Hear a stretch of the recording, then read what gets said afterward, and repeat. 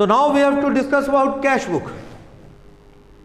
Cash book it's so easy topic.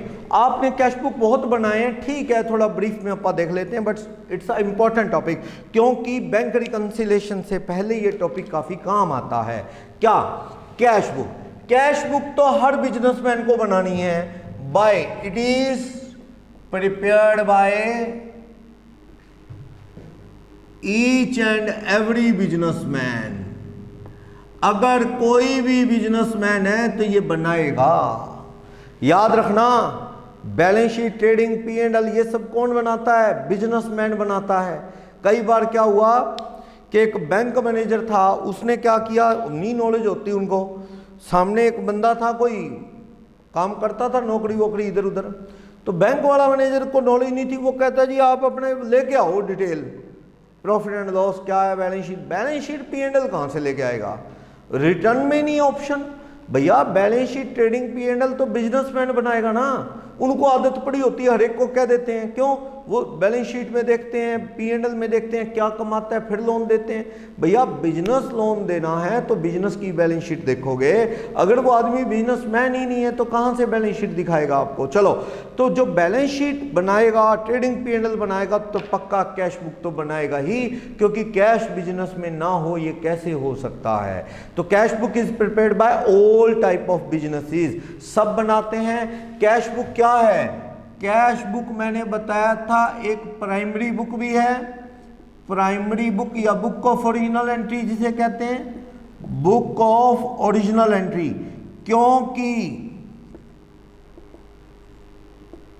क्योंकि अपा इसमें कैश की एंट्री वेरी फर्स्ट टाइम इसी में लिखते हैं और कहीं नहीं। और ये प्रिंसिपल बुक भी है, क्योंकि played as the role of ledger account. Ledger account का भी काम कर रही है ये। इसके बाद कैश अकाउंट अलग से नहीं बनाना। कैश बुक अलग से बनता है क्या? कैश बुक बनने के बाद कैश अकाउंट बनता है? No, cash book is a cash account also. तो कैश बुक कैश अकाउंट का भी काम कर रही है, कैश का बैलेंस बता रही है, और दूसरी बार ये क्या है, बुक ऑफ ओरिजिनल एंट्री भी है। दोनों कंडीशन को ये फुलफिल कर रही है। तो ये बता रहा है जो कैश बुक है वो प्राइमरी बुक भी है और प्रिंसिपल बुक भी है, उसके अकॉर्डिंग ये अपा कैश बुक बनाते हैं। चलो ठीक है, कैश बुक किस तरह बनती है? एक तो होती है simple cash book. Simple cash book, simple cash book जो होती है, आप उसमें कैश का कॉलम बना सकते हैं, सिर्फ उसमें cash, single column cash book होती है। ये छोटा व्यापारी है, वो बैंक में डील ही नहीं करता, डिस्काउंट का काम ही नहीं, तो बस वो तो सिंपल कैश अकाउंट है। सिंपल कैश बुक तो समझो कैश अकाउंट है। ओपनिंग हमेशा डेबिट होगा, अगर हुआ जीरो कैश हो सकता है या डेबिट, क्रेडिट नहीं। कैश का बैलेंस कभी क्रेडिट नहीं हो सकता। You can't pay more than what you have, जितना आपके पास है उससे ज्यादा किसी को दे नहीं सकते। मेरे पास 1 लाख है, whether I can pay 110 out of 1 lakh? नहीं, उधार करूंगा या चेक दूंगा। चेक कैश बुक में जो बैंक कॉलम है उसमें ओवरड्राफ्ट हो सकता है। बैंक में मेरे लाख पड़े हैं, चेक काट दिया 1,05,000, बैंक जानता है कि भाई व्यापारी अच्छा है, हो जाता है कई बार फालतू चेक काट दिया, बैंक मैनेजर को पावर है, थोड़े ओवरड्राफ्ट को सैंक्शन कर सकता है, वो दे दे वो चेक 1,05,000 ओवरड्राफ्ट हो जाएगा, कोई बात नहीं, ले लेंगे। लेकिन कैश में कभी भी क्रेडिट बैलेंस नहीं हो सकता। तो ये बता रहा है ओपनिंग कैश 70,000 रुपये है ये कैश, और आया आराम से 60,000, BR कलेक्ट हुआ 50,000, मतलब जो भी कैश आ जाएगा, सेल से पैसा आया जो भी, डेटर से आया जो भी, पेमेंट जाएगी, बैंक में डिपॉजिट करवा रहे हो कॉन्ट्रा। आप में से कोई स्टूडेंट कहेगा कि सर बैंक का कॉलम ही नहीं, तो बैंक कॉलम को एक आधी एंट्री है, उसके लिए उसने बैंक कॉलम बनाई नहीं। कहाँ एंट्री डाल देगा वो? बैंक की, बैंक अकाउंट बना लेगा छोटा सा, उसमें डाल देगा अलग से। तो वैसे बैंक भी हो तो आप कॉलम ही बना लो बैंक का, साथ में यही चलता है। चलो, तो आपने बाय बैंक कॉन्ट्रा कर दी, कैश निकल गया, बैंक में जमा हो गया, अनिल को पेमेंट दे दी, क्रेडिटर को पेमेंट दे दी, फिक्स असेट्स की परचेज कर ली, ये सब। अब यहां से क्या आ जाएगा? Closing cash. ये क्लोजिंग कैश आ जाएगा, ठीक, क्लोजिंग कैश। इस तरह से फाइंड आउट क्लोजिंग कैश हो जाएगा। तो सिंपल कैश बुक कैसी होती है? ये जो सिंपल कैश बुक है वो कैश बुक में पैसा आ भी जाता है और चला भी जाता है, कैश का सारा हिसाब किताब सिंपल वाली कैश बुक में कुछ इस तरह से होता है। चलो फिर अपनी एक ही कॉलम, 2 कॉलम बनानी है तो कैश बुक डबल कॉलम बन सकती है, जिसके अंदर कॉलम कौन सा होगा? कैश के साथ डिस्काउंट का कॉलम होगा। ये लो डिस्काउंट कैश, डिस्काउंट कैश। ये अलग अलग ओपिनियन है, कुछ लोग कहते हैं डबल कॉलम में कैश बैंक का कॉलम हो, लेकिन हमारे आईसीए के अकॉर्डिंग वो कहता है जी डबल कॉलम में कैश और डिस्काउंट का कॉलम होता है। अगर बैंक का कॉलम बनाना है तो एक और कॉलम बनाओ, ट्रिपल कॉलम वाली कैश बुक। 2 कॉलम वाली में तो 2 ही कॉलम ये होते हैं, कौन से? कैश कार्ड, डिस्काउंट का। तो जैसे मान लो ओपनिंग पड़ा है 10,000 रुपये, डिस्काउंट अलाउड और डिस्काउंट रिसीव, ये डिस्काउंट रिसीव है और ये डिस्काउंट अलाउड है। ओके, तो आप देखो ओपनिंग कैश राम से आने थे 10,000, 9500 आए, 500 रुपये डिस्काउंट दे दिया। Cash debit 95, discount count debit 500 to Ram 10,000। इस तरह से डिस्काउंट राम को दे दिया है। एक्स को डिस्काउंट दे दिया 200, 4800, 200 रुपये का एक्स को डिस्काउंट दे दिया। तो यहाँ पे सुरेश को पेमेंट दे दी हमने 300 रुपये, 7700, 8,000 रुपये की पेमेंट 300 रुपये दे दी, तो 7700 रुपये, 300 रुपये डिस्काउंट, इस तरह से। ओके, तो 8,000 रुपये में से 7700 रुपये क्या है? सुरेश को पे कर दिए हैं, 300 रुपये डिस्काउंट कॉलम के अंदर डाल दिए हैं। मिल गया है डिस्काउंट। हमने सुरेश को पे कितना किया है? Suresh account debit 8,000, to cash कितने रुपए? 300, 277, टू डिस्काउंट कितना मिल गया? 300। डिस्काउंट रिसीव का कॉलम है ये। फिर हमने टी को पेमेंट देनी थी, 100 रुपये उसने छोड़ दिया है, ठीक है, और उसको हमने 2900 पे कर दिया है। ऐसे कॉन्ट्रा भी आ सकती है। तो बस क्लोजिंग कैश देख लो कितना है, आप इधर का टोटल कर लो, इसका तो बैलेंस निकलेगा, बैलेंस निकाल लो। डेबिट साइड में 10,000 रुपये है, 9500 है, 4800 है, 24,300 है डेबिट साइड में। इधर भी कितना आएगा? 24,300 माइनस 7700 माइनस 2900, ये 13,700 रुपये बैलेंस आ जाएगा। बाय बैलेंस कैरी डाउन 13,700, ये 700 रुपये, ये 400 रुपये। इनका बैलेंस नहीं निकालना, ये 2 अलग अलग अकाउंट है, बैलेंस कैसे निकाल लोगे डिस्काउंट के? ये इंफॉर्मेशन दे रहा है खाली, बस ये 2 चीजें हैं। लेजर बुक बनाओगे ना, इन लेजर बुक में 2 अकाउंट बनने हैं अलग अलग। डिस्काउंट अलाउड का अकाउंट है यानी डेबिट वाला, और एक डिस्काउंट रिसीव का अकाउंट है, डिस्काउंट रिसीव। नेचर ही अलग अलग है। क्या डेटर क्रेडिटर इकट्ठे बन सकते हैं? ना। सेल परचेज इकट्ठे बन सकते हैं? नहीं। इंटरेस्ट रिसीव और इंटरेस्ट पेड इकट्ठे? ना। रेंट पेड और रिसीव अलग अलग बातें हैं, ये एक इनकम और एक्सपेंस। तो आप इसका टोटल करो, बैलेंस नहीं निकल रहा, अलग है। ये डिस्काउंट अलाउड वाला है, खर्चा है, लोगों को अलाउ किया अपने। और ये डिस्काउंट कौन से वाला है? रिसीव वाला है, रिसीव वाला। वो डिस्काउंट अलाउड वाला है, ये डिस्काउंट रिसीव वाला है। 2 अलग अलग अकाउंट हैं ये। ओके, तो आप इसके अंदर एंट्री डालेंगे किस तरह से? वहां से टोटल उठाओ, to sundries as per cash book, to sundry as per cash book कितने रुपए? 700, ठीक है, 700 रुपए डिस्काउंट। यहां पे by sundries as per cash book कितने रुपए? 400 रुपए। ऐसे ये करने हैं। डिस्काउंट अलाउड 700 रुपये और उधर by sundries as per cash book 400 रुपये। इस तरह से आपको एंट्री डालनी है। क्लियर? 700 समझ आया? तो डिस्काउंट अलाउड का है और ये डिस्काउंट रिसीव का हिसाब है। इस तरह से ये एंट्रीज होंगी। यानी मेरा कहने का मतलब डिस्काउंट का बैलेंस नहीं निकालते, ये अलग अलग बातें हैं। ये पार्ट ऑफ जर्नल बन रहा है। अगर ये कॉलम ना बना रहे होते सिंपल कैश बुक, तो ये एंट्री कहाँ डल रही होती? जर्नल में। अब जर्नल में नहीं डालनी, अब मैंने यहीं लिख दी, राम से 10 लेने थे, 9500 कैश डेबिट, डिस्काउंट 500 रुपये डेबिट, टू राम 10। अगर आपने सिंपल कैश बुक बनाई होती, देखो आपने यहां पे 9500 लिखे होते, फिर 10,000 के 9500, 500 का कॉलम ही नहीं है डिस्काउंट का, वो एंट्री कहां कर रहे होते आप? Discount account debit 500 to Ram, ये एंट्री आप जर्नल में कर रहे होते, जर्नल बुक के अंदर कर रहे होते। तो याद रखना, अगर आपने डिस्काउंट का कॉलम नहीं बनाया तो डिस्काउंट की एंट्री रिसीव हो या अलाउड कहां जाएगी? जर्नल में। तो ये कैश टू राम तो इधर आ गई, cash to Ram. Discount to Ram वाला पार्ट है, कहां जाए? कॉलम तो है नहीं डिस्काउंट का, जर्नल में जाएगा, याद रखना। क्लियर? तो चलो, वैसे बनता है कॉलम जहां डिस्काउंट आता और देते हो आप, डिस्काउंट कॉलम बनाओ, नीचे टोटल करो, कौन से अकाउंट में जाएगा ये टोटल? डिस्काउंट अलाउड और डिस्काउंट रिसीव में। क्या पता कोई और डिस्काउंट भी मिल जाए रेट कम ज़्यादा होने की वजह से, तो वो भी जोड़ लो, वो पेमेंट की वजह से नहीं है, पर चांस कम होते हैं, ज़्यादातर तो कैश डिस्काउंट ही होता है। चलो, इसका बैलेंस कहाँ जाना है? इसका टोटल ट्रेडिंग P&L में, P&L में जाता है इन दोनों का, तो बनाना है। और हाँ, ट्रिपल कॉलम कैश बुक में तीनों बनेंगे। Yes, triple column cash book के अंदर आप तीनों कॉलम बनाते हैं। ये कैश बुक है, इसमें तीनों कॉलम बनाएंगे आप। कौन कौन से? Cash, bank, discount. या पहले डिस्काउंट बना लो, वो आपके ऊपर है। पहले डिस्काउंट बना लिया, फिर कैश, फिर बैंक। Discount, cash, bank.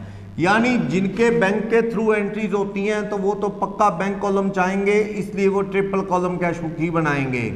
तो जैसे ओपनिंग पड़ा है, कैश में तो 2000 रुपये पड़े हैं, बैंक में हो सकता है ओपनिंग ओवरड्राफ्ट हो। मैं कह रहा हूं 1000 रुपये ओवरड्राफ्ट था, ओवरड्राफ्ट। अब राम से पैसे आने थे, चेक आया, चेक आया अपने पास 5 सितंबर को, 5 सितंबर 20 को चेक आ गया राम से। ये चेक आया 10,000 रुपये का, 10,000 रुपये का चेक आया। 5 सितंबर को चेक आया तो एंट्री आपने ये कर दी, बैंक में जमा करवा दिया। Cheque receive and deposited to bank immediately. Cheque आया, साथ के साथ बंदा भेजा, बैंक में जमा करवा दिया, तो वो तो एंट्री बैंक में ही चली गई। लेकिन मैं कह रहा हूँ सिर्फ चेक आया but still not deposited to bank, तो भैया बैंक बैलेंस कैसे बढ़ जाएगा? बैंक में चेक जब डाला ही नहीं। तो आप देखो 5 सितंबर को आपको चेक आया, चेक रिसीव। अगर आपको चेक आया है not deposited to bank immediately, तो आप इसको चेक को चेक इन हैंड या cash account debit to Ram कर लो 10,000। ये 5 सितंबर को ये एंट्री कर लो, कैश ही इक्विवेलेंट है। मान लो 9 सितंबर को cheque deposited to bank, cheque deposited to bank, cheque bank में जमा होगा, तो आप इसकी एंट्री क्या कर सकते हैं? Bank account debit to cash.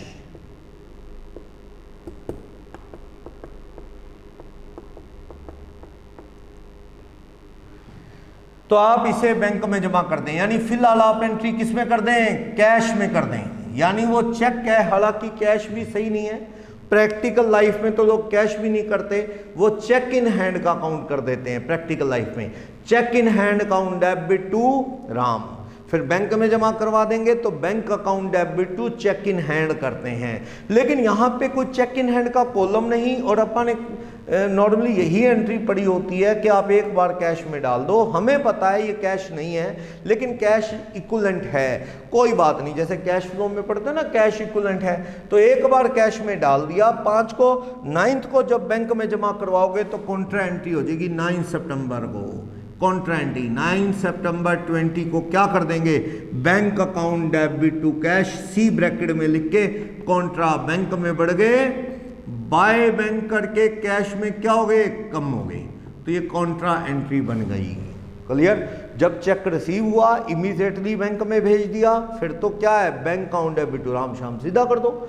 लेकिन अगर चेक रिसीव हुआ अलग डेट को, बैंक में सबमिट किया अलग डेट को, तो जिस दिन चेक रिसीव हुआ प्रैक्टिकल लाइफ में तो cheque in hand account debit to Ram, और चेक इन हैंड जब आगे ना भेजो तब तक चेक इन हैंड सेटलमेंट पड़ा रहता है। ठीक है। और जब वो बैंक में डाल दिया तो bank account debit to cheque in hand, तब चेक इन हैंड खत्म हो जाता है। लेकिन अपने इस चैप्टर के पॉइंट ऑफ व्यू से बात करूं तो एज्यूम कर लेता है कैश इक्विवेलेंट, कैश में डाल देता है। राम से चेक आया तो cash account debit to Ram, और जब बैंक में जमा करवाएगा तो bank account debit to cash. देखो कैश डेबिट क्रेडिट खत्म हो गया, अल्टीमेटली तो बैंक ही बढ़ा ना, तो as and when cheque is deposited तो वो बैंक बैलेंस बढ़ जाता है। अब देखना क्या हुआ, 10 सितंबर को सुनील ने हमें 4800 दिए चेक से, लो चेक दे दिया 4800 का चेक, 200 रुपये हमने क्या सुनील को डिस्काउंट दे दिया, 200 का सुनील को डिस्काउंट दे दिया हमने, 200 रुपये का चेक था, 4800 रुपये क्या है बैंक में जमा कर दिए, 200 रुपये सुनील को अपन ने डिस्काउंट दे दिया। ओके चेक, और चेक अपन ने उसी वक्त बैंक में भेजा था, इसलिए अपन ने एंट्री क्या कर दी, bank account debit 48, discount account debit 200 to Sunil कितने रुपए 5000, ठीक है ना, डिस्काउंट दे दिया। और क्योंकि उसी वक्त बैंक में भेज दिया तो कैश कॉलम में नहीं लिखा। अगर वो चेक आया बैंक में जमा नहीं करवाया इमीडिएटली तो मैं एंट्री करता कैश कॉलम में cash debit 4800, discount account debit 200 to Sunil 5। फिर वो कैश का चेक बैंक में जमा करवाता तो कैश क्रेडिट कॉन्ट्रा हो जाती, फिलहाल ये इमीडिएटली जमा करवाया। लेकिन मैं कह रहा हूं 13 सितंबर को पता लगा चेक क्या हो गया, चेक ऑफ सुनील, सुनील का चेक डिसऑनर हो गया, डिसऑनर, तो वापिस सुनील को डेबिट कर दो 5000 में, और जो बैंक बैलेंस बढ़ाया था वो वापिस क्रेडिट कर दो, और डिस्काउंट भी कैंसिल कर दो। डिस्काउंट खर्चा थोड़ी है, अब जब चेक ही निकली हुआ तो ये 13 सितंबर को फाइनल हो गया है, वापिस आप सुनील को डेबिट कर देंगे बैंक कॉलम में 4800, 200 कैश कॉलम में, हो गए 5000 रुपये, 48 200 डिस्काउंट कैंसिल हो गया। ऐसे तो चेक आने की एंट्री और बैंक चार्जेस लगा रहे वहीं बैठे, लो बाय बैंक चार्जेस, बैंक ने हमारे अकाउंट से 300 रुपये काट लिए, होता है ना मैसेज आता है आपके पास bank ATM charges, current account में चार्जेस काटता है तो बैंक अकाउंट में से काट लेता है। एक और सीधा मान लो आपके अकाउंट में कस्टमर पैसे डाल गया, टू डेटा, कोई कस्टमर आपके अकाउंट में 15,000 रुपये डाल गया सीधा, मेरे को फीस देनी है बच्चे ने, मेरे अकाउंट में डाल दी उन्होंने, शाम को फ़ोन कर देते हैं जी हमने पैसे जमा करवा दिए चेक कर लो, मैसेज आ ही जाता है। तो 15,000 रुपये मेरे अकाउंट में डाल दिए तो मुझे पता लग गया 15,000 amount deposited to my bank, तो 15,000 जमा हो गया, तो टू डेटर अकाउंट में 15 जमा है, ओके डिपॉजिट हो गया, ठीक है, डायरेक्ट जमा हो गया।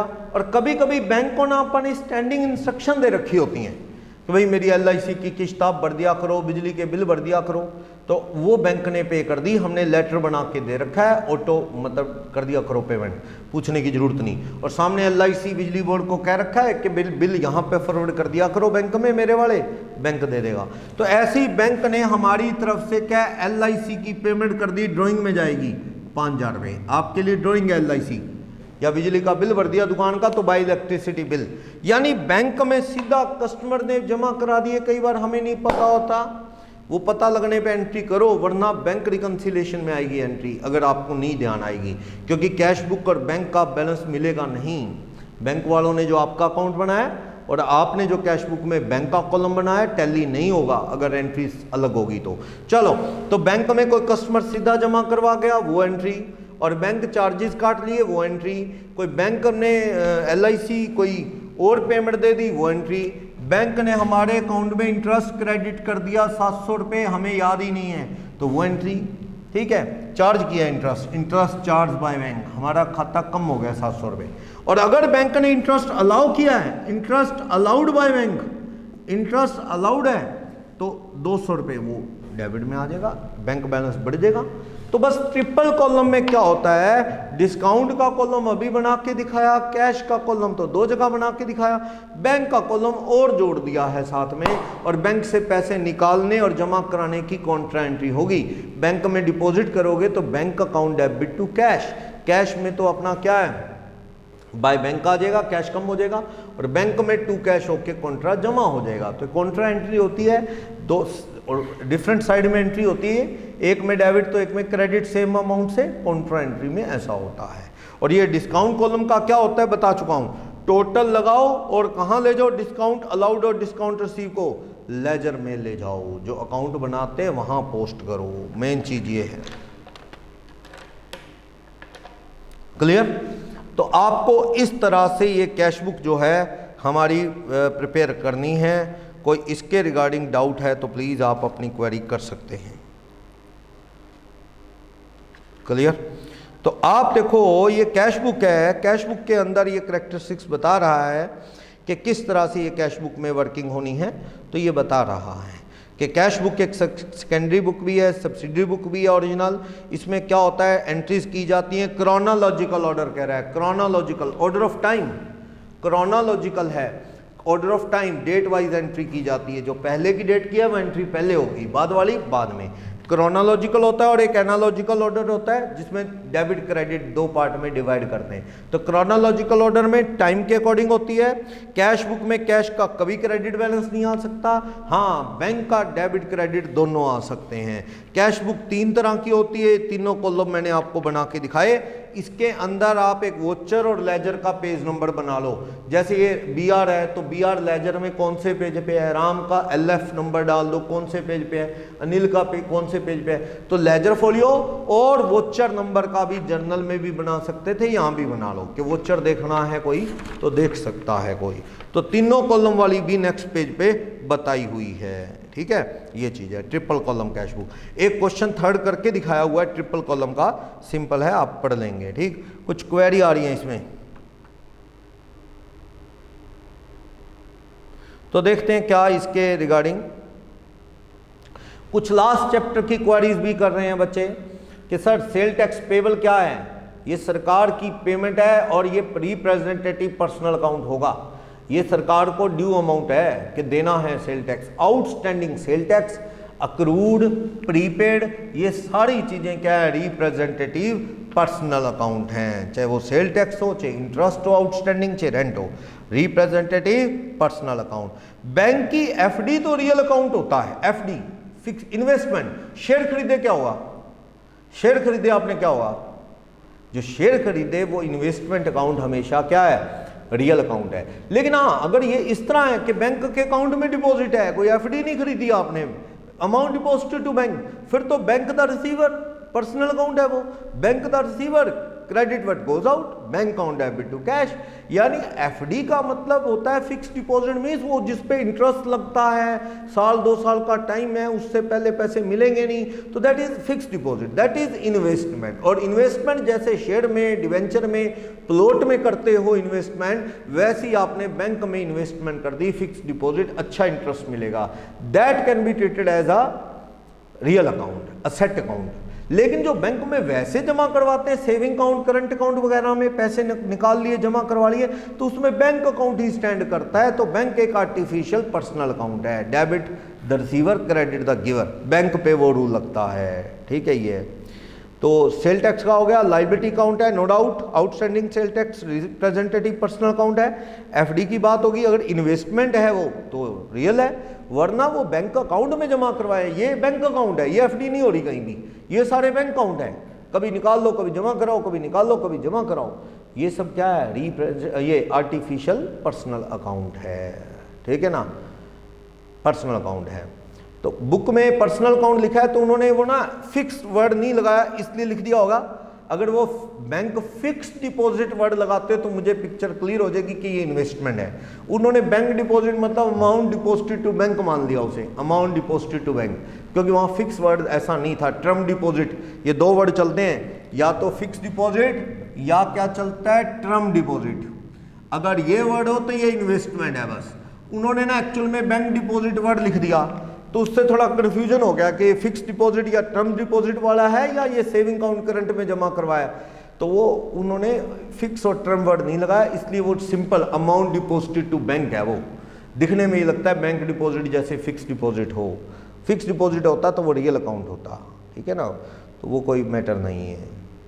ठीक, LIC की जगह ड्राइंग आएगा, बिल्कुल सही, मैं बता चुका हूँ। अगर ये प्रोप्राइटर का क्वेश्चन है तो कोई दिक्कत नहीं है, यहाँ ड्राइंग आएगा, मैंने पहले ही बताया LIC की जगह आप ड्राइंग काउंट कर दो क्योंकि ये पर्सनल अकाउंट है, नो डाउट सही है। मैं तो बस कैश बुक बता रहा हूँ फिलहाल कि कैश बुक में पैसा बैंक को ऑर्डर दे रखा होता है कि आप पे कर देना, LIC की किस्त है, इंटरेस्ट वो बिजली बोर्ड के खर्चे हैं, डेटर के आ गए, इंटरेस्ट बैंक ने हमें चार्ज कर लिया, अलाउ कर दिया, बैंक चार्जेस चार्ज कर लिए, तो एंड में बैलेंस निकाल लिया जाता है। ट्रिपल कॉलम कैश बुक ऐसे बनती है। तो ये बना के भी दिखा रहा है। आपने अगर एक कैश बुक बनानी है तो एक अच्छी कैश बुक आपको मिलेगी पेज नंबर 83 पे,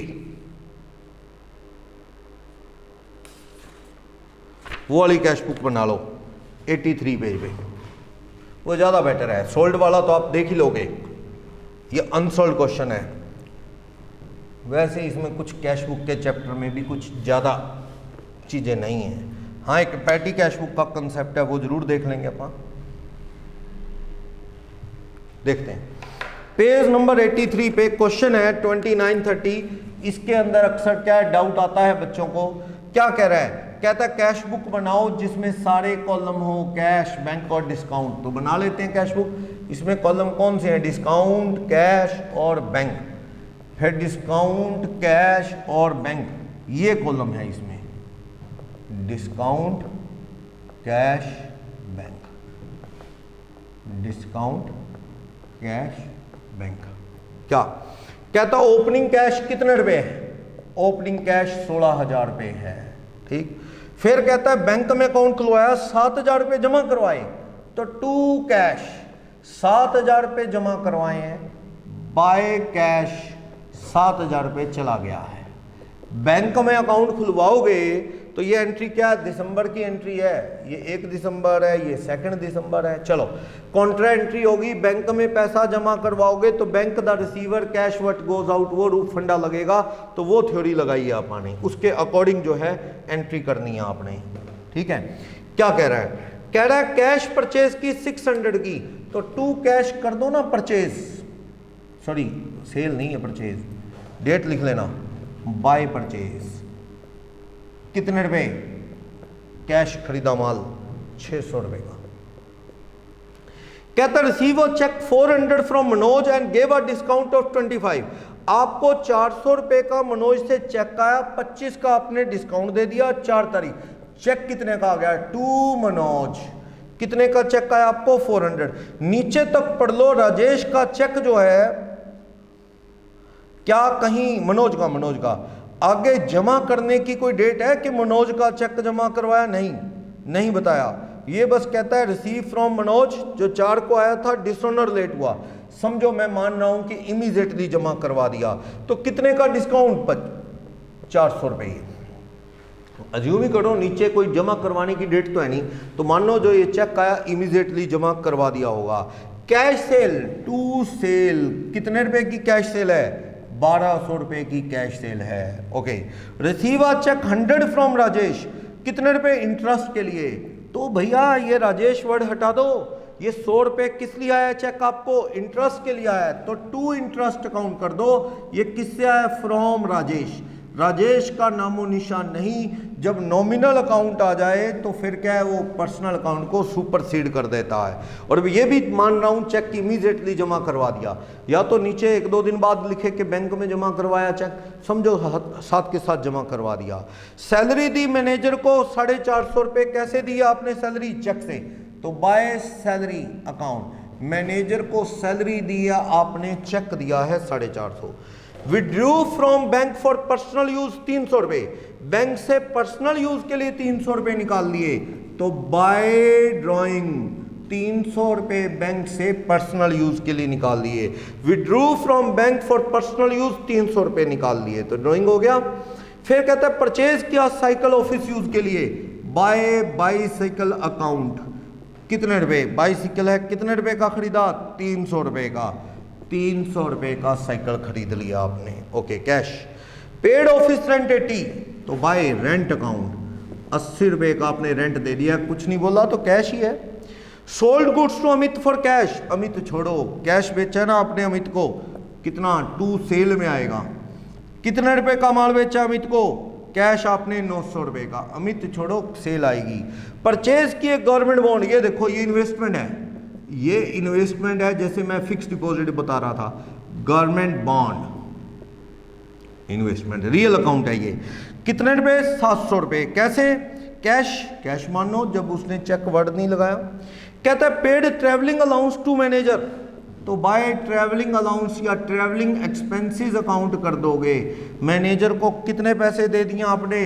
150 रुपए दे दिए हैं। आगे चलो, gave a cheque to Amrit printer for advertisement, तो बाय एडवर्टाइजमेंट अकाउंट 50 रुपए का चेक। याद रखना ये बात, चेक दिया है तो जिस दिन चेक देते हैं उसी दिन टू बैंक कर देते हैं। मैंने चेक 20 नवंबर को दिया राम को, तो मैं राम टू बैंक 20 नवंबर को ही कर दूंगा। चाहे राम पैसे निकालने जाए 3 महीने तक वैलिड होता है चेक, राम चाहे नवंबर एंड में जाए, दिसंबर जाए, जनवरी जाए, मुझे तो एंट्री कब कर देनी है? जब मैंने चेक पकड़ाया 20 नवंबर, उसी वक्त। लेकिन जो चेक आता है उसमें प्रॉब्लम है। चेक आया हमें 5 नवंबर को, हमने बैंक में डाला 10 नवंबर को, तो 5 को आपने एंट्री क्या करनी है? Cash account debit to X, cash ही मान लो 5 तारीख को। 10 को आप कॉन्ट्रा डाल देना, bank account debit to cash, 10 को कॉन्ट्रा डल जाएगी इस तरह से। तो आप ये क्या है, इस तरह से आप एंट्री कर लेंगे। ओके, कह रहे cheque receive from Manoj 4 December was dishonour, cheque Manoj से आया 4 दिसंबर को, वो क्या हो गया है? डिसऑनर हो गया है। तो भैया जो 4 दिसंबर को चेक आया था मनोज से, वो क्या हो गया है? डिसऑनर। तो ये डिसऑनर हो गया। चेक कब डिसऑनर हुआ है? ये चेक 29 को हुआ है, 29 दिसंबर को डिसऑनर हुआ है। वापिस बाय मनोज करो, dishonour of cheque, dishonour of cheque, cheque dishonour हो गया है। कितने रुपए का चेक डिसऑनर हो गया है? ये कह रहा है जी 4 दिसंबर वाला, 25 रुपए डिस्काउंट के कैंसिल करो, 400 रुपए बैंक से कैंसिल करो, डिसऑनर ही हो गया जब वापस डेबिट कर दो।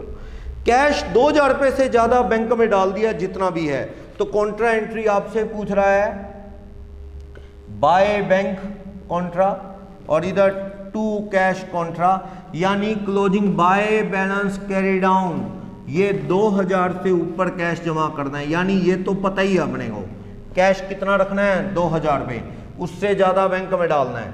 डिस्काउंट कॉलम में कितने रुपए हैं? डिस्काउंट कॉलम में 25 रुपए हैं। इधर डिस्काउंट कॉलम देखोगे तो कितने रुपए का टोटल आ गया? इधर भी 25 रुपए बाय चांस टैली। तो ये अलाउड अकाउंट में, वो रिसीव अकाउंट में। आप देखो कैश का हिसाब किताब, 16 पहले थे, 1200 और 900 और 18,100, ये 18,100, ये यहाँ पे क्या है अपना बैलेंस 18,100।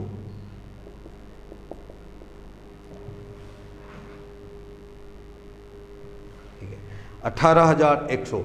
तो ये 7,000, ये 600, ये 300, ये 80, ये 700, ये 150, ये 2000। 18,100 में से कम कर लो तो ये 7270 बनता है। इसका answer 7270 balancing figure Contra entry होगी। ये बैंक में जमा हो जाएगा, ये बैलेंस वहां से आ जाएगा, ट्रांसफर होकर कॉन्ट्रा एंट्री 7270। ये कह रहा था क्लोजिंग हमें गिवन था, ये वाला बैलेंस गिवन था कि 2000 रुपये बैंक में कैश रख लो अपनी पॉकेट में, फालतू कैश रख के क्या करने हैं, बैंक में जमा करा दो।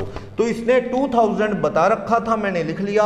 लेफ्ट साइड 18100 था, मैंने ये चीजें कम करके बैलेंसिंग फिगर 7270 बैंक में डाल दिए। अब बैंक कॉलम का टोटल कर लो, 7270 प्लस 100 प्लस 400 प्लस 7000, ये हो गया 14770। ये भी कितना हो गया 14770। कम कर दो 450, कम कर दो 300 रुपये, कम कर दो 50 और कम कर दो 400 रुपये, 13,000 कुछ रुपए ये आ गया बैलेंसिंग फिगर, कैश में आ गया। क्लियर? तो इस तरह से 13,570 ये। तो बस एक प्रैक्टिस के लिए क्वेश्चन कर दिया। मुझे यहाँ भी कुछ खास इंपॉर्टेंट नहीं लगता कि आपको कैश बुक बनाने के लिए पेपर में कह देगा कि कैश बुक बना के दिखाओ, नहीं कहेगा नॉर्मली। ठीक है, नॉलेज के लिए हमें बनानी पड़ती है। तो इस तरह से ये कैश बुक का ये तीनों कॉलम वाला काम खत्म हो गया। अब आ जाओ पेटी कैश बुक क्या होती है। ये हो जाएगा सिंपल ट्रिपल कॉलम। एक क्वेश्चन कर लिया आपने, जिनके पास नोट्स बुकलेट नहीं है तो प्लीज़ आप इंस्टीट्यूट से नोट्स बुकलेट कलेक्ट कर लो, क्योंकि हमारे नोट्स बुकलेट के बिना आपको क्वेश्चन कैसे समझ आएंगे, आप प्रैक्टिस कहाँ से करेंगे। तो आप नोट्स बुकलेट कलेक्ट करो, देन आफ्टर आप ये स्टडी अच्छे से कर पाएंगे। कुछ लोगों ने लेट ज्वाइन किया था तो बुकलेट्स उनके पास नहीं है। ओके, अब आता है petty cash book. Petty cash book का मतलब क्या है? छोटे छोटे खर्चों के लिए पैटी कैश बुक। देखो ऐसा है, मेन कैशियर उलझा होता है अपने काम में। जो मेन कैशियर है वो कैश का छोटे छोटे, आपको साहब 20 रुपए देना कुरियर के, लेना जी चाय वाले को 15 रुपए। अगर कैशियर बड़े लाखों गिनते हुए 10-10, 20-20 का भी हिसाब नोट करेगा, कंफ्यूज हो जाएगा, नोट गिन रहा भूल जाएगा, गड़बड़। हर आदमी आ रहा है मिलने छोटे छोटे खर्चों के लिए।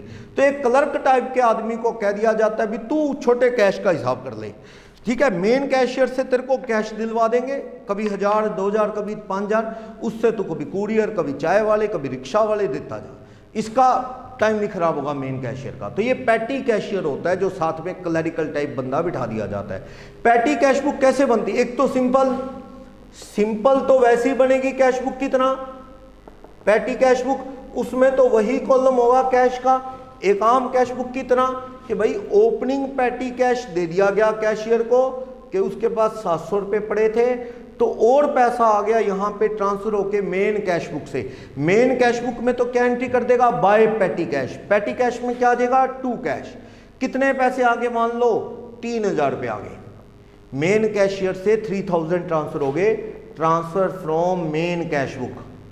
मेन जो कैश बुक है वहां से पैसे भेज दिए गए, ठीक है, ताकि छोटे छोटे खर्चे करते रहो, हिसाब किताब बता देना, हम एंट्री मेन कैश बुक में डाल देंगे कि इस तरह से खर्चे हो गए। 3000 वहां से निकला, पैटी कैश बुक वहां डाल दिया गया। मेन कैश बुक में क्या लिख दिया? बाय पैटी कैश, ट्रांसफर हो गया, 3000 रुपये कम हो गया, यहां आ गया। इससे ये खर्चे करेगा जूनियर कैशियर। मान लो ओपनिंग में 1000 रुपये है उसके पास, 3 और आ गया, इसमें वो ट्रैवलिंग के छोटे मोटे खर्चे देगा, इसमें वो कुरियर के खर्चे देगा, इसके अंदर वो टी वगैरह के खर्चे देगा, और इसमें प्रिंटिंग स्टेशनरी का खर्चा देगा। इस तरह के बड़े बिजली के बिल सैलरी नहीं देगा, ये तो कुरियर हो गया, पोस्टेज, कोई इस तरह के खर्चे, कोई रिक्शा का खर्चा छोटा इस तरह का। मान लो ये 700 रुपये, ये छोटे छोटे 1200 रुपये, ये 900 रुपये, 2800 हो गया, और ये 700 रुपये, टोटल कर लो। 4000 में से 3600 हो गया। क्लोजिंग कैश कितना बच गया? बैलेंसिंग फिगर, पैटी कैश है ये, क्लोजिंग पैटी कैश कितना बच गया? 4000।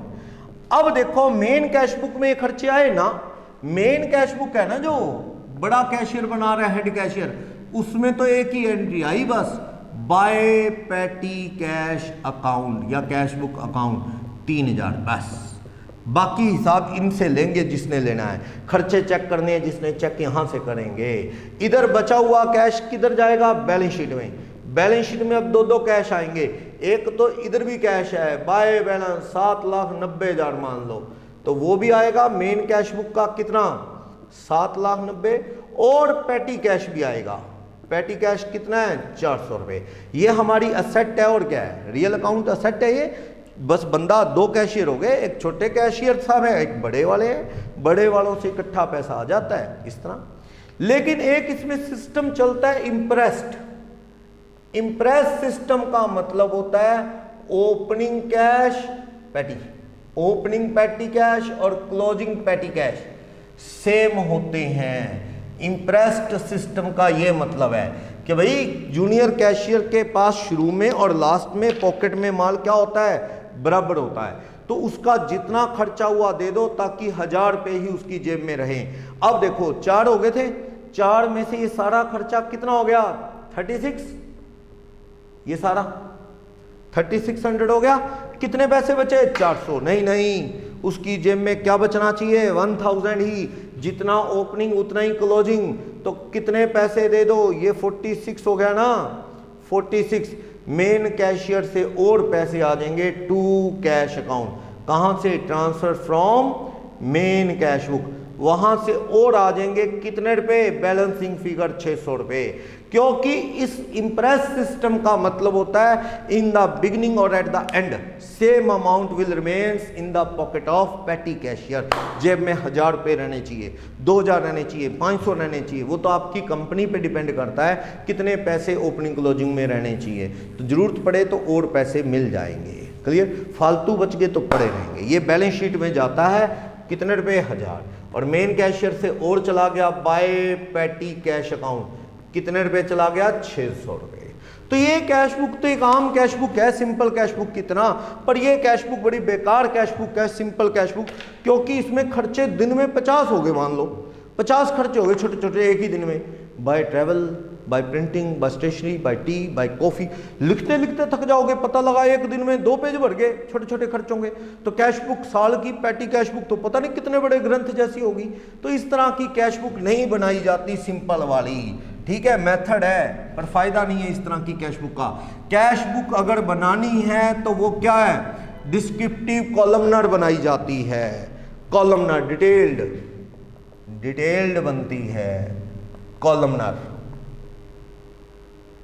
कैश बुक बनती है, पेटी कैश बुक कॉलमनर शेप में बनती है, डिटेल में बनती है। तो सिंपल वाली तो बिल्कुल आम कैश बुक कितना है जो अच्छी नहीं, इसे एनालिटिकल या कॉलमनर कह रहा है। लो ये जो डिटेल वाली कैश बुक है ना, इसे एनालिटिकल या कॉलमनर कैश बुक, ये बढ़िया कैश बुक है। इस कैश बुक के अंदर एक डेट के ही काफी सारे खर्चे, पेज नंबर 79 पे बनी हुई है, देख लो। क्या यहां पे आप अमाउंट रिसीव लिख लो, कितना पैसा आपको आया है वो लिख लो, पर्टिकुलर का छोड़ लो, डेट का कॉलम छोड़ लो, पर्टिकुलर्स का कॉलम छोड़ लो, ये डिटेल बनानी है। टोटल पेमेंट्स का कॉलम छोड़ लो, टोटल पेमेंट। और यहां पे ना, यहां पे अलग अलग छोटे छोटे कॉलम बना दो, अलग अलग 4, 5, 6।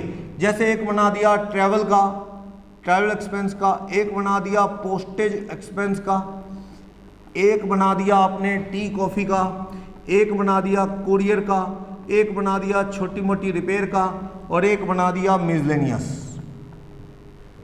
ठीक, तो इसमें देख लो ओपनिंग बैलेंस कितना है, टू बैलेंस ब्रॉट डाउन। मान लो 1 जनवरी 2020 में आपके पास बैलेंस पड़ा है, मान लो 4000 रुपये, ठीक है, 4000 रुपये पड़ा है ओपनिंग बैलेंस। अब आप क्या कर रहे हैं, 2 जनवरी को और पैसा आ गया आपके पास to cash, transfer from main cash book, from main cash book, main cash book से और आ गया, तो मान लो ये हटा दिया, लो 600 रुपये आ गया, 400 पहले था, 600, छोटे छोटे होते हैं पैसे इसमें। अब देखो आपने 4 जनवरी को पेमेंट दी, आपने तरह तरह के खर्चे दिए, तो आप बस मिसलेनियस पेमेंट, आप कहते हैं जी एक्सपेंसेस पेड वर्ड लगा दो, बस 700 रुपये नहीं, चलो 300 रुपये खर्चे, लो 120 खर्चे। इसमें लिख दो ट्रैवल वाले को 20 दिए, 30 दिए, चाय वाले का 10 रुपये बिल है, और कुरियर वाले का 30 रुपये है, कितना हो गया, 60, 90, 20 ही है, 10 ही है। एक डेट में एक लाइन में खत्म हो गया ना। आपने 6 तरह के खर्चे किए हैं तो एक लाइन में ही, और छोटा छोटा कोई और हो तो मिसलेनियस में डाल दो। ये कॉलम कितने बनेंगे एक्सपेंस के आपको देखना है। इससे 2 फायदे हैं, एक तो कैश बुक बहुत बड़ी नहीं बनेगी, एक डेट का टोटल डाला 120 अलग अलग कैटेगरी में डिवाइड हो गया। दूसरा, आपको महीने के एंड में पता होगा नीचे टोटल लगा लेना, ट्रैवल के कितने हैं, पोस्टेज चाय के कितने हैं, नीचे टोटल लगाना पॉसिबल होगा। नेक्स्ट मंथ आप नीचे टोटल लगा लेंगे तो ये पॉसिबल हो पाएगा। तो ये कह रहा है इस तरह से खर्चे। 7 जनवरी को फिर एक्सपेंसेस पेड लिख दो, कितने कह रहा है, 90 रुपये। कह रहा है जी अपा ने पोस्टेज वाले को 20 रुपये दिए हैं, और फिर कहता है कुरियर वाला 30 ले गया, 40 और धूप अगरबत्ती ली है, और इस तरह से वॉचमैन को दिए इस तरह। तो इस तरह से डिटेल बनती रहती है। जो भी आया टू बैलेंस ब्रॉट डाउन वो इधर, और इधर पेमेंट ब्रेकअप पेमेंट का इधर कर लो टोटल 90। इस तरह से यहाँ एक एक करके एक्सपेंसेस नहीं लिखने। अगर यहाँ एक एक करके 7 तारीख के ही 4 कॉलम बना दूँ तो फिर ये भी बहुत बड़ी हो जाएगी ना। यहाँ पे एक्सपेंसेस टोटल आ गया और उसका ब्रेकअप यहाँ पे एक लाइन में पता लग रहा है। तो इस तरह से होता है, टोटल कर लेना कितने पैसे खर्च दिए। और भी एंट्री हो सकती है, किसी दिन 300, किसी दिन 220, इस तरह से कर लो टोटल कितने पैसे लग गए आपके। आपका 120 लग गया, फिर 90 लगा, फिर 300 लगा, फिर 220 लगा, 730 रुपये आपके लग गए हैं। ठीक है, 270 रुपये आपके पास पड़े हैं। आप इसका टोटल कर लो कि आपके पास बैलेंस कितना है। और कोई आया, कोई डेटर से पैसे आने थे तो आपको दिलवा दियो, टू डेटर, किसी डेटर से 100 रुपये आने थे तो 11 जनवरी को बीच में, तो हमारे मेन कैशियर ने कह दिया हमारे जूनियर को दे जाना 100 रुपये जो लेने हैं, तो अपने पास 1100 हो गए। इधर खर्चों का टोटल करें तो खर्चा कितना बनता है, आप देखो, खर्चा 730 रुपये बनता है। 1100 रुपये अपने पास थे टोटल, 730 हमारा खर्च हो गया है। तो ध्यान से देखो, वैसे तो ये कितने रुपए थे, 1100, उसमें 730 खर्च हो गए, तो डेबिट बैलेंस 1100, पेमेंट होगी क्रेडिट में 730, तो by balance carry down 1100 minus 730, कितने रुपए हमारे पास बच गए हैं, 270 रुपये बैलेंसिंग फिगर बच गया है। अगले महीने फरवरी में यही काम करना, टू बैलेंस ब्रॉट डाउन 270 रुपये और आ जाएंगे, चलता रहेगा क्वेश्चन ऐसे। बस बाय बैलेंस कैरी डाउन है तो डेबिट क्रेडिट वही, पैसे आ रहे हैं तो डेबिट है, टू टू टू लगा दिया, और जा रहे हैं तो बाय बाय करके जा रहे हैं। क्लोजिंग बैलेंस डेबिट है तो बाय बैलेंस कैरी डाउन, खत्म। इनका टोटल लगा लेना, खर्चे कितने, इनका टोटल हो जाएगा। कल को देखना आसान होगा कौन से खर्चे कितने हुए, टोटल साल का भी लगाना आसान होगा इस तरह से। अगले महीने फिर फरवरी को टू बैलेंस ब्रॉट डाउन 270 रुपये, फिर और ले लेंगे मेन कैशियर से, यूं ही चलेगा। तो ये एनालिटिकल या कॉलमनर कैश बुक अपना सारा पर्पस सॉल्व करती है, ये बनानी चाहिए। सिंपल कैश बुक, पेटी कैश बुक का कोई फायदा नहीं, वो तो लेंथी बहुत हो जाएगी छोटे छोटे खर्चे लिखते हुए, फिर क्या फायदा। फिर तो मेन कैशियर ही कर लेता अगर इतनी डिटेल में देनी थी। ये डिटेल भी है और पेज भी नहीं नीचे तक जा रहा, एक लाइन में हॉरिजेंटल पेज पे बनाओ, इस तरह की शीट पे, जैसे यूनिवर्सिटी एग्जाम या बोर्ड एग्जाम होते हैं उस शीट पे आप बनाओ, तो उसमें क्या है, सारे 7, 8, 10 कॉलम बना सकते हो। ये मैंने 5-6 बनाए हैं, उसमें आ जाएगा। तो पोस्टिंग पेटी कैश बुक बता दिया कि भाई मेन कैश बुक में क्रेडिट करो, पेटी कैश बुक में डेबिट करो, इसमें पोस्टिंग का क्या दिक्कत है। और जो खर्चे देखने हैं, P&L में लेके जाने हैं, लेजर में लेके जाने हैं, वो यहाँ से पता लग जाएंगे। मेन कैश बुक से नहीं खर्चे पता लगेंगे, अब खर्चे यहाँ से पता लगेंगे। मेन कैश बुक से तो यही पता लगेगा कि 600 रुपये दिए उन्होंने हमें, बस बाय पेटी कैश, बस। ये डेटर से आए, सीधा सीधा एंट्री होगी, petty cash account debit to debtor. ये भी पेटी कैशियर को दिलवा दिए कि चल तू यूज़ कर ले, पहले हम लें फिर तेरे को दें, चल तू ले ले। तो डेटर कम हो गए, पेटी कैश बढ़ गया है, इसको यूज़ कर लेंगे आप, ये ठीक है। और ये मैंने आपको बता ही दिया था कि भाई जो भी डेबिट कार्ड क्रेडिट कार्ड से एंट्री होती हैं जितनी भी, वो उसके लिए बैंक डेबिट क्रेडिट करना है। मेरे कार्ड में कोई पेमेंट डाल गया, मतलब मेरे अकाउंट में, तो मैं करूँगा bank account debit to fee account, अगर फीस है तो, या राम ने दिए तो टू राम। और मैं किसी को पेटीएम बैंक से या किसी ऑनलाइन ट्रांसफ़र कर दूं बैंक अकाउंट से डेबिट कार्ड क्रेडिट कार्ड से, तो मैं एंट्री करूंगा purchase account debit to bank, Ram debit to bank, इस तरह से। यानी वो बैंक के थ्रू एंट्री होती है, सीधी सी बात है, बैंक के थ्रू सेल। और अगर बैंक ने कोई चार्जेस दिए हैं, कई बार कुछ ट्रांजैक्शन पे बैंक चार्जेस काटता है, तो बैंक चार्जेस या कमीशन डेबिट टू बैंक, खर्चा है जो देना पड़ेगा, देना पड़ता है आपको। अक्सर बैंक बीच में रोल प्ले कर रहा है पैसा दिलवाने में, थोड़ा सा मामूली सा परसेंटेज वो बीच में अपना कमीशन लेता है, तो कमीशन एक खर्चा है, commission account debit to bank करना, एंट्री हो जाएगी। तो बस कैश बुक खत्म, और कुछ नहीं है कैश बुक में। और बहुत ज़्यादा इसमें क्वेश्चन नहीं बनते हैं इंपॉर्टेंट, लेकिन आनी चाहिए। एक आधा क्वेश्चन बना लो। एक पेटी कैश बुक इम्प्रेस सिस्टम समझ आ जाता है, क्या इम्प्रेस सिस्टम, और क्या चेक आया जमा लेट करवाया, वो एंट्री कॉन्ट्रा वाला भी फंडा समझ आ जाता है। तो वो सारी बातें, तो आप ये सारा करो, नेक्स्ट क्लास में आप इसे डिस्कस करेंगे।